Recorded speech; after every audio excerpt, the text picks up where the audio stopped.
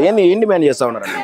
ఈరోజు తెలంగాణ రాష్ట్ర వ్యాప్తంగా మున్సిపల్ కార్మికులు గతంలో కేసీఆర్ గారు పర్మనెంట్ చేస్తానని, అదేవిధంగా పర్మనెంట్ లేదు, కనీసం అంటే పిఎఫ్ కింద డబ్బులు చేసిన డబ్బులు కూడా గవర్నమెంట్ నుండి ఏదైతే డబ్బులు పిఎఫ్ డబ్బులు జమ అయినాయో అవి ఏజెన్సీలు కోట్ల రూపాయలు తినడం అనేది జరిగింది. పిఎఫ్ ఇప్పటికి కూడా సక్రమంగా లేదు, కోట్ల రూపాయలు దోపిడీ జరుగుతూ ఉంది. ఈరోజు రేవంత్ రెడ్డి వచ్చిన తర్వాత ఆ విషయంలో జోక్యం చేసుకోవడం లేదు. మరి అలా పర్మనెంట్ అనేసి ఒక విషయంలో సందర్భంలో గెలవక ముందు చెప్పాడు రేవంత్ రెడ్డి. మరి ఈరోజు పర్మనెంట్ కాదు, వాళ్ళ మున్సిపల్ కార్మికులు ఇలా అనేక అనారోగ్యాలకు గురై పనిచేస్తూ ఉన్నారు. మరి వాళ్ళు అనారోగ్యాలకు గురై వాళ్ళ ప్రాణాలు తెగించి పనిచేస్తూ ఉంటే రేవంత్ రెడ్డి ఈరోజు నేను అది చేస్తా ఇది చేస్తా అని చెప్పేసి ఈరోజు కనీస వేతనాలు కూడా అమలు చేసే పరిస్థితి లేదు. 7 ఏళ్ళైంది ఈ జీవో దాన్ని కరప్షన్ చేయనికే. ఇప్పుడు ఇవాళ చూస్తుంటే అధిక ధరలు విపరీతంగా పెరుగుతున్నాయి. ఆ జీవోని కనీస వేతనాల జీవోని మార్చడం అనేది నిర్లక్ష్యంగా ఇవాళ రేవంత్ రెడ్డి చూస్తూ ఉన్నాడు. కాబట్టి ఇవాళ మొత్తానికి కూడా కార్మికులు 3 గంటలకు 4 గంటలకు లేచి రోడ్ల మీద అనేక మంది కార్మికులు రోడ్ల మీద వచ్చి పనిచేసేటప్పుడు అనేక యాక్సిడెంట్లతోటి కాళ్ళు చేతులు ఇరుగుతుంటే కూడా అధికారులు నిర్లక్ష్యంగా ఒక్కరికి కూడా పావుల పైసలు ఇచ్చింది లేదు. కానీ ఇలా అనేక వాళ్ళు పనిచేస్తుంటే ఆ రకంగా ప్రాణాలు గురై మరి అదే ఏజ్ అయిన వాళ్ళు ఉన్నారు, ఏజ్ అయిన వాళ్ళని కూడా మార్చడం లేదు. అనేక కొంతమంది ఆబ్సెంట్లు ఉండి ఇళ్ళ కాడు ఉన్నటోళ్ళని మార్చడం లేదు. మరి అదేవిధంగా ఈరోజు ఏదైతే ప్రభుత్వము ఇచ్చిన వాగ్దానాలని అమలు చేయకోకుండా ఈరోజు ఏ విధంగా కూడా కార్మికులని బానిసలుగా పని చేయించుకుంటుంది తప్ప ఇలా కార్మికుల పట్ల ఎలాంటి చిత్తశుద్ధితో ఈ ప్రభుత్వం చేయడం లేదనేసి కనిపిస్తూ ఉంది. ప్రజాపాలన ఖచ్చితంగా మా పాలన వచ్చిన తర్వాత మిమ్మల్ని పర్మనెంట్ చేస్తామని చెప్పారు, గౌరవ వేతనం ఇస్తామని చెప్పారు కదా రేవంత్ రెడ్డి గారు. గౌరవ వేతనము లేదు, పర్మనెంట్ లేదు, ఇలా బానిసలుగా వాడుకోవడం తప్ప రేవంత్ రెడ్డి ప్రభుత్వం కార్మికులని ఎలాంటి కార్మికులుగా గుర్తింపు అనేది చూడడం లేదు. దీని వైఖరి మీద రేపు భవిష్యత్తులో ఏఐటీసీగా మేమందరం కూడా ఏకమై మొత్తాన్ని కూడా కార్మిక సమస్యలపై ఈ ప్రభుత్వానికి హెచ్చరిక చేస్తా ఉన్నాం. సమ్మెకు కూడా వెళ్ళేందుకు జేఏసీగా సిద్ధంగా అవుతాం అనేసి మేము కార్మికుల తరఫున ఏఐటీసీగా కోరుతా ఉన్నాం. ఎట్లా ఉంది అంటే లోపల అధికారులు కావచ్చు, ఇటు ప్రభుత్వం కావచ్చు, ఏం చెప్తా ఉన్నది మీరు అడుగుతా ఉంటే మేము ఏమి మాట దాటేస్తున్నారు. ఇవాళ పెంచుతాం, రేపు పెంచుతాం, మాట్లాడతాం, ఇప్పుడు మాట్లాడతాం, అప్పుడు మాట్లాడతాం, బడ్జెట్ ప్రాబ్లం అది అని చెప్తా ఉన్నారు. ఎన్నిటికీ బడ్జెట్ ఖర్చు పెడతలేదు.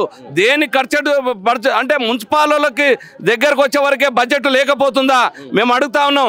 ఇలా ప్రతి దానికి కోట్ల రూపాయలు ఖర్చు పెడతా ఉంది.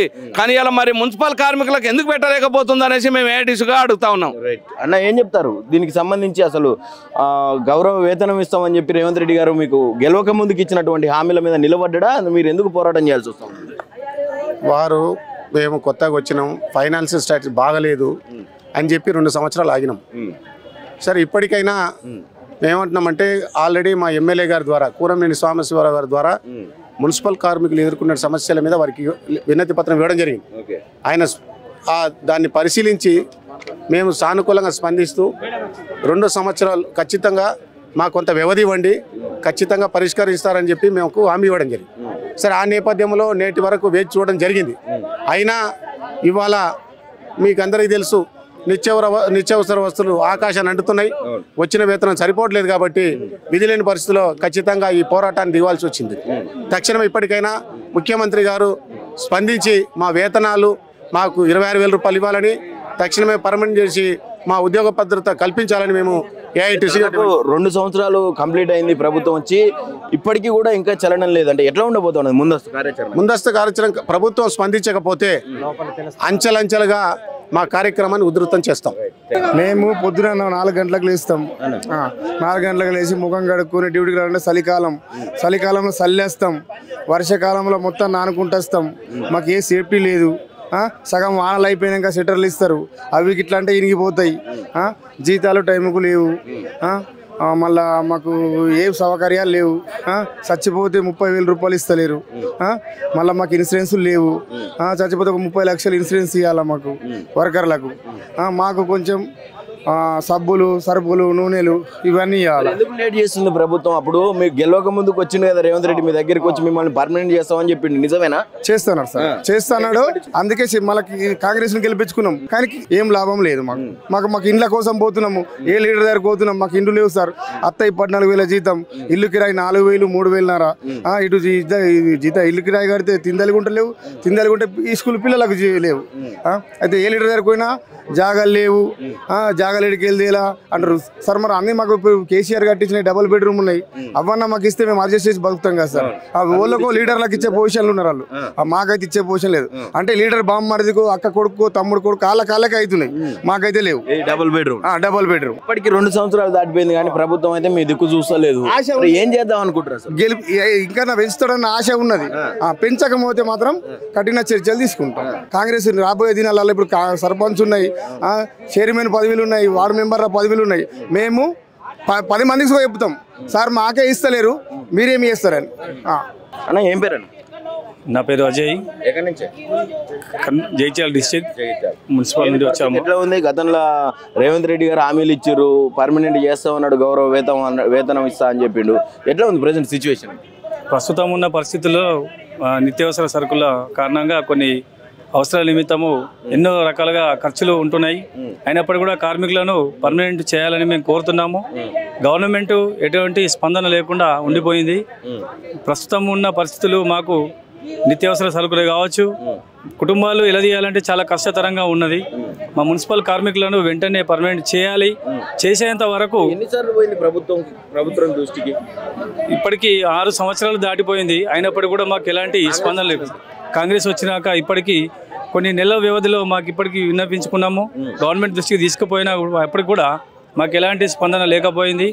సో మేము ఏంటంటే మా యొక్క డిమాండ్ ఏంటంటే ముఖ్యంగా 26,000 వేతనం కల్పించాలి, అంతకంటే పూర్వంగా మాకు రెగ్యులైజ్ చేయాలి, మాకు మున్సిపల్ కార్మికులందరినీ ఆదుకోవాలని చెప్పి మేము గవర్నమెంట్ దృష్టికి తీసుకుపోతున్నాం.